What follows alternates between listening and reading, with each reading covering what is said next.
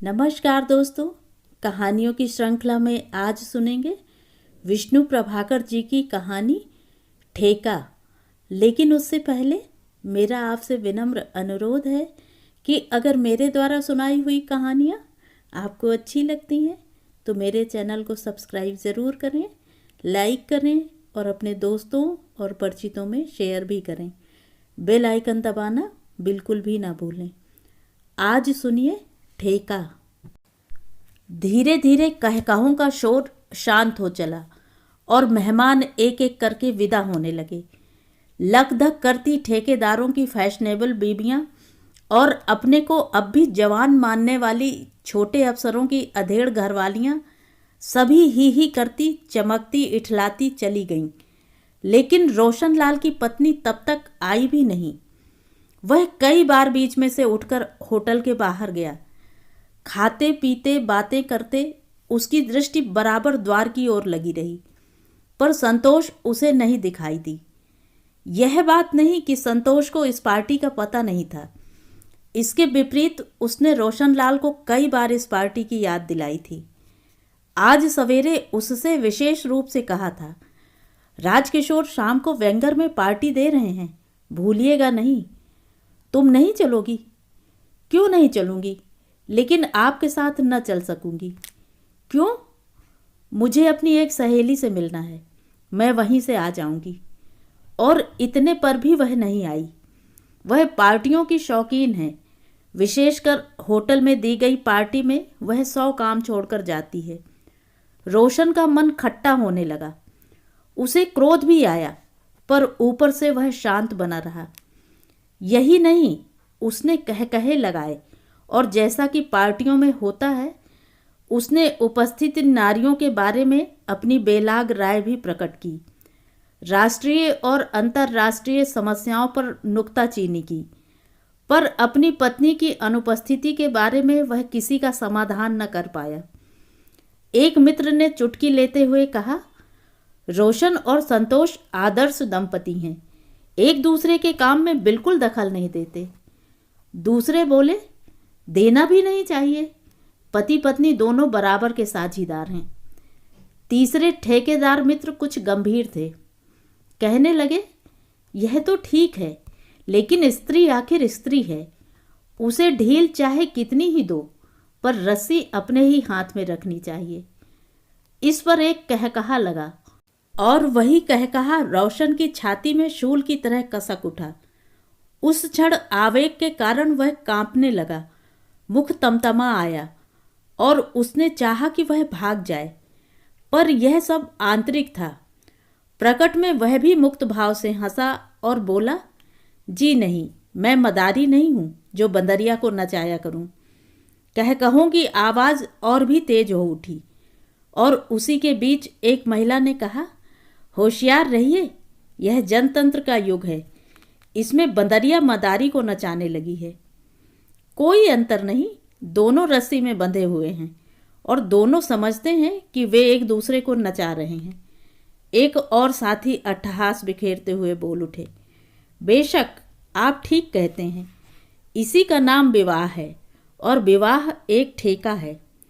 वह सज्जन अपना वाक्य पूरा कर पाते कि दूसरी अपेक्षाकृत युवती महिला तीव्रता से बोल उठी, खाक है, आप लोगों के ऐसे विचार हैं, तभी तो तलाक की जरूरत पड़ी। नारी अब पुरुष की दासी नहीं रह सकती। और वह वहां से उठकर चली गई, जैसे कहकहों को पाला मार गया हो। उस मेज की महफिल फिर नहीं जमी। दूसरी मेजों पर उसी तरह खिलखिलाहट उठती रही, पर रोशन का मन नहीं लगा।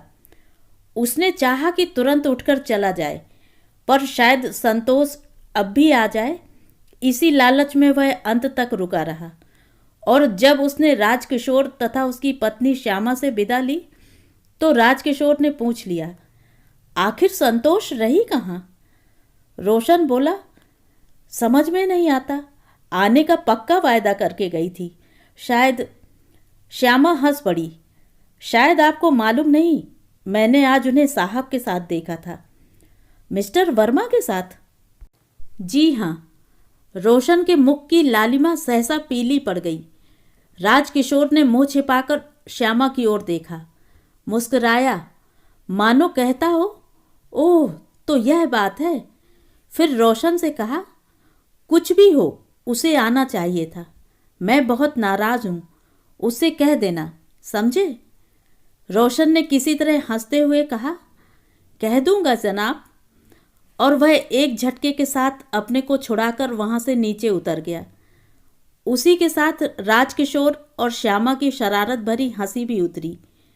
अगर वह सुन पाता तो श्यामा कह रही थी, संतोष मुझे पराजित करना चाहती है, पर लेकिन रोशन कुछ भी सुनने की स्थिति में न था। उसका तन मन झुलस रहा था और आवेश के कारण पैर डगमगा रहे थे। क्रोध के कारण या ग्लानि के कुछ पता नहीं, पर वह विचारों के तूफान में फंस गया था। उन्हीं में उलझ उलझ कर उसकी बुद्धि बार बार लड़खड़ा पड़ती थी। वह क्यों नहीं आई? आखिर क्यों? क्या वह सचमुच वर्मा के साथ थी? सचमुच?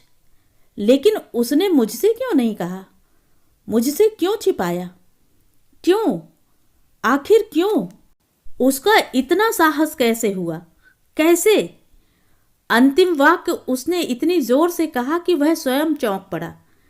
आसपास वाले व्यक्ति उसे अचरज से देखने लगे, पर दूसरे ही क्षण वह फिर तूफान में खो गया। वह जानता है कि संतोष बड़ी सामाजिक है, खूब मिलती जुलती है। सरकारी विभागों के प्रमुख कर्मचारियों से उसकी रब जब्त है। इसका प्रारंभ उसी ने तो कराया था, नहीं तो वह इतनी लजीली थी कि उसके सामने भी नयन नहीं उठाती थी। वह कांप उठा। एक के बाद एक सिहरन तरंग की भांति एड़ी से उठती और उसे मस्तिष्क तक झंझना देती। वह फुसफुसाया, इस सामाजिकता से उन्हें कितना लाभ हुआ है, लेकिन संतोष उससे छिपकर कभी किसी से नहीं मिलती, कभी उससे कुछ नहीं छिपाती, कभी उससे दूर नहीं जाती। हाँ, कभी उससे दूर नहीं जाती। जो कुछ करती है उसके कहने से करती है। संतोष उसी की है, संतोष रोशन की है। नहीं नहीं, वह चीख उठा। राजकिशोर मुस्कुरा रहा था। उसकी मुस्कुराहट का साफ यही मतलब था कि संतोष मेरी चिंता नहीं करती, मुझसे छिपकर अफसरों से मिलती है, मुझे धोखा देती है, चराती है, हरजाई है। वह तेजी से दौड़ने लगा, उसके हाथ कुलमुलाने लगे। वह किसी का गला घोंटने को आतुर हो उठा। उसने न तांगे वाले की पुकार पर ध्यान दिया, न बस के अड्डे पर रुका।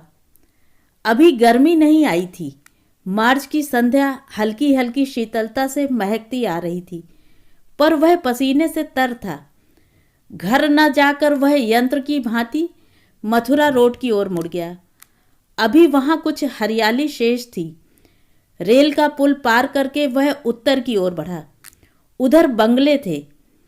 कुछ ही देर में वह वहां पहुंच गया जहां मिस्टर वर्मा रहते थे। वह उनके बंगले के पास ठिठका, पर वहां सर्वत्र मौन था। सब कुछ स्तब्ध था।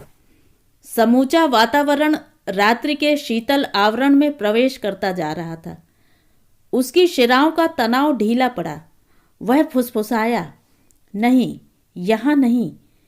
लेकिन दूसरे ही क्षण वह फिर दौड़ने लगा।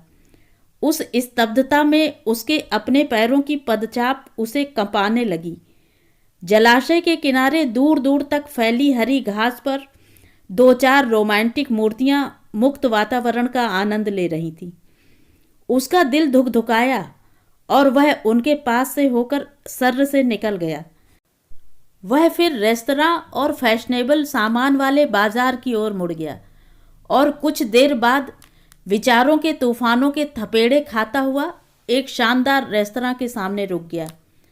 अपने को बटोरने के लिए कुछ पीना चाहता था, पर जैसे ही द्वारपाल ने उसके लिए किवाड़ खोले और वह अंदर दाखिल हुआ, वह लड़खड़ा कर पीछे हट गया।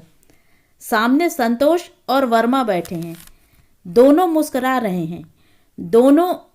वह एकाएक हाँफने लगा, गिरते गिरते बचा और फिर द्वारपाल को चौंकाता हुआ तेजी से एक ओर भागता चला गया। भागता गया, भागता गया। तब तक भागता ही गया जब तक उसका घर नहीं आ गया। रोशनी जल रही थी, दोनों बच्चे सो गए थे, पर नौकर ऊँघ रहा था। उसने किसी और ध्यान नहीं दिया, सीधा अपने पलंग पर जाकर गिर पड़ा। बहुत देर तक पड़ा रहा। वह न सोच सकता था, न अपना कोई अंग हिला सकता था। वह तब हर दृष्टि से मानो मर चुका था। लेकिन सहसा उसके प्राण लौट आए। वह उठकर बैठ गया। उसने निश्चय किया कि वह आज संतोष को मार डालेगा। हाँ, मार डालेगा, जान से मार डालेगा। उसने उसे पार्टी में कितना अपमानित करवाया। मित्रों ने उस पर फप्तियां कसी। उसे देखकर राज मुस्कुराया और श्यामा ने चुटकी ली। श्यामा जो वह संतोष को मार डालेगा, जरूर मार डालेगा। कि सहसा किवाड़ खुले और संतोष द्वार पर दिखाई दी। वह मुस्कुरा रही थी और उसके मदिर नयनों से सुरा जैसे छलकी पड़ती थी। उसने आगे बढ़ते हुए कहा, हेलो डार्लिंग, तुमने रेस्तरां का दरवाज़ा खोला और फिर चले आए। शायद तुमने हमें देखा नहीं, सामने ही तो थे, मिस्टर वर्मा भी थे। रोशन चीख उठा, निर्लज्ज, मैं तुझे मार डालूंगा। संतोष ने चौंक कर उसे देखा। यह क्या कह रहे हो? तुम्हारी तबीयत तो ठीक है? अरे, तुम तो कांप रहे हो। मैं पार्टी में ना आ सकी, शायद इसीलिए। रोशन उठकर खड़ा हो चुका था और संतोष की ओर बढ़ रहा था। उसकी आंखें जल रही थीं। उसके मुख पर हिंसा उभर आई थी। उसके हाथ अकड़ रहे थे, पर संतोष ने उस ओर ध्यान ही नहीं दिया। बोलती रही, मैंने पार्टी में आने का बहुत प्रयत्न किया। मैं वहां आना भी चाहती थी। मैं श्यामा को नीचा दिखाना चाहती थी। रोशन और आगे बढ़ा। उसका मुंह और विकृत हुआ, हाथ ऐंठे, लेकिन संतोष ने फिर भी कुछ ध्यान नहीं दिया। बोलते बोलते वह रोशन के पास आई और उसके कंधे पर हाथ रख दिया। फिर नयन उठाकर उसकी आंखों में झांका। रोशन का शरीर एकाएक झंझनाया, पर उसने कड़क कर पूछा, तुम कहाँ थी? मैं पूछता हूँ, तुम कहाँ थी? संतोष निसंकोच बोली, तुम्हें क्रोध आ रहा है? आना ही चाहिए, पर मैं क्या करूं? श्यामा ने वर्मा को तभी छोड़ा जब पार्टी का समय हो गया। वह उसे वहां ले जाना चाहती थी। वह ठेका लगभग प्राप्त कर चुकी थी। रोशन फिर कांपा, पर अब उसका कारण दूसरा था। उसने तेजी से गर्दन को झटका दिया और संतोष को देखा। बोला, क्या कहती हो?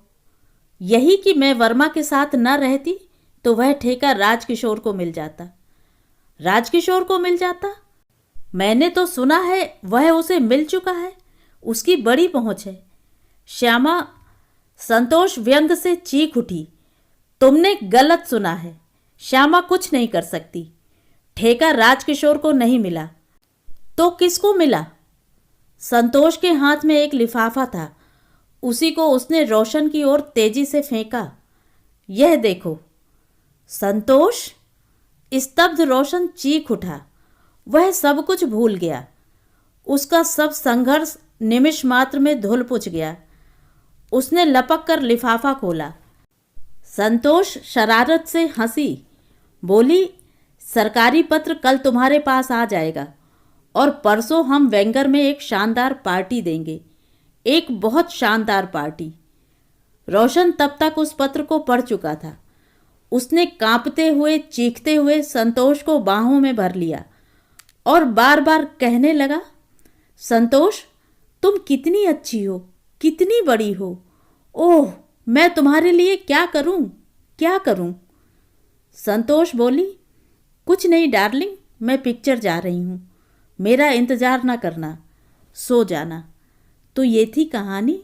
कहानी आपको कैसी लगी? कमेंट करके ज़रूर बताएं।